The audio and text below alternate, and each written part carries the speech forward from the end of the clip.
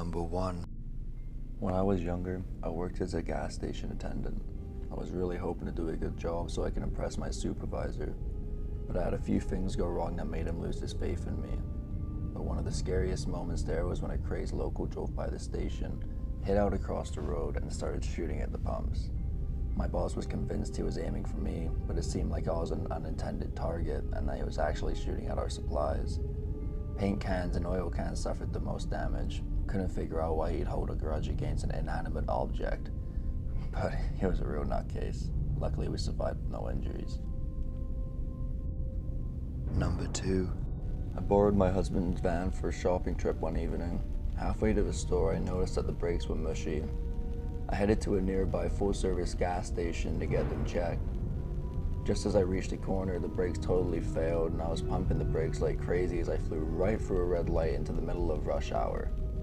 I killed the engine as I slid up the ramp and into the station. The ramp let the speed off as I barely missed the pumps. I saw the attendant reach over and hit the emergency cutoff just as I slid past. The van rolled up and tapped the window right on the gas station wall. I sat there shaking like a leaf, still holding a white-knuckled grip on the steering wheel. The attendant slowly walked over to the van driver's side window, calmly wiping his hands on a shopping rag, and slowly looked up at me and just asked, "Brakes?" Number 3. I was with my dad on our way to New York City, and we stopped at a gas station very early in the morning, at around 8 a.m. to be exact. I was very young at the time, around 7, and I was sitting in the back seat of the car with my Walkman on and my headphones too, playing Pokemon Red on my Game Boy Color. As I'm sitting there, he goes inside to pay for the gas and get a few snacks for the trip. An old, very old man walks over to the car and opens the door and sits in the front seat. I had no idea what to do. Being so young, I simply just sat there.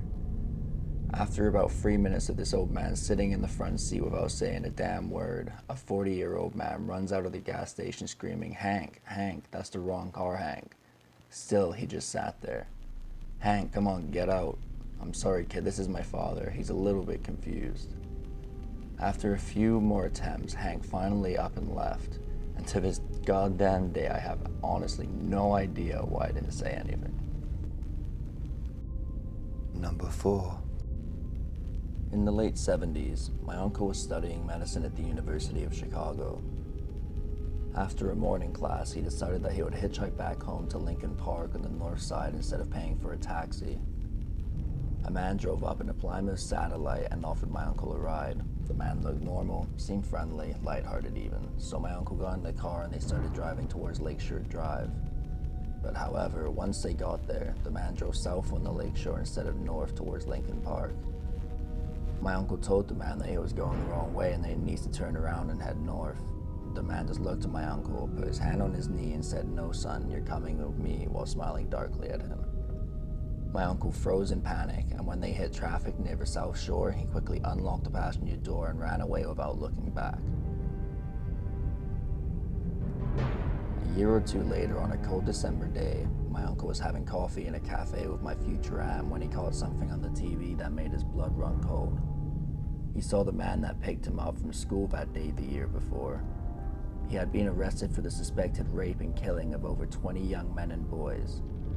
The man on the television was John Wayne Gacy, and he had removed the door handle of the passenger side door to prevent the men he had picked up from escaping. I still don't know how lucky I got that day when I escaped. Number 5. My family and I used to go camping a lot when I was younger. Camping consisted of renting a cabin in the woods and spending a little time in the wilderness. So we consistently rented this cabin in Pennsylvania where we would always spend long weekends when everyone in the family had some time off.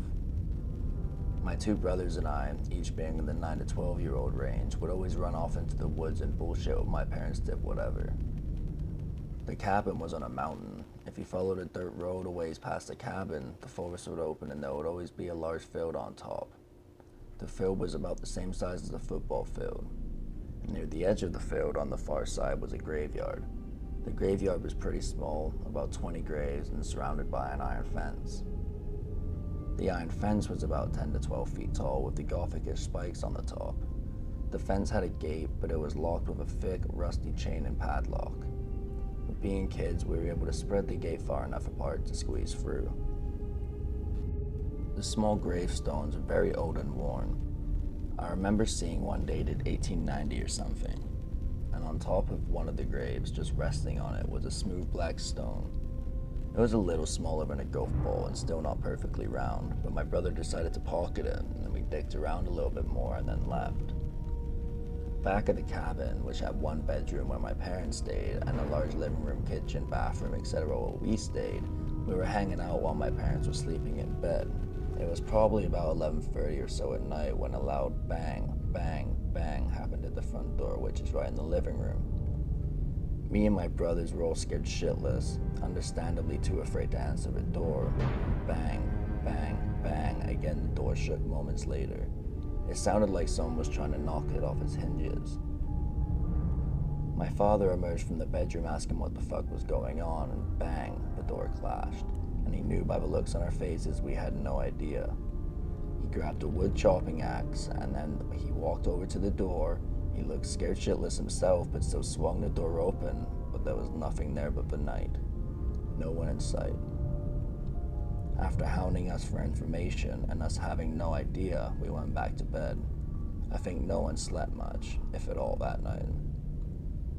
The next day, we were all back to dicking around in the woods, and we again found ourselves in the old graveyard.